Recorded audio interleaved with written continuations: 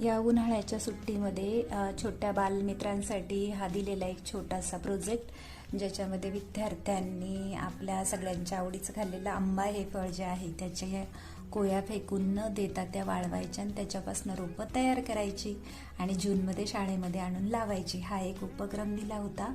त्याचप्रमाणे आंब्याप्रमाणे आपण अननस खातो उन्हाळ्यामध्ये, ते ज्या वेळेला आपण पायनॅपल घरी आणतो त्यावेळी त्याचा वरचा भाग जो आहे तो फेकून न देता तो कापून पाण्यामध्ये जर ठेवला आपण तर त्याला छान अशी मुळं फुटतात. आणि नंतर ह्याचं एक खास वैशिष्ट्य की ह्याला खूप सारं पाणी लागतं आणि ह्याची आता रोप तयार होण्याची प्रक्रिया पूर्ण होत आलेली आहे. ही मुळं छान आणखीन फुटली की ते रोप मी कुंडीमध्ये लावणार आहे. माझे विद्यार्थी सुद्धा याप्रमाणे हे रोप तयार करू शकतात. त्याचप्रमाणे ही रोपं जी आहे, आंबा असेल, अननस असेल, त्याचप्रमाणे खातो तर ते चिक्कूच्या बिया सुद्धा लावून त्याच्यापासून ही अशी छान रोपं आपण तयार करू शकतो. ही प्रक्रिया सगळी जी आहे ती विद्यार्थ्यांना छान प्रकारे समजणार आहे आणि त्यामुळं हा दिलेला छोटासा उपक्रम सुट्टीमधला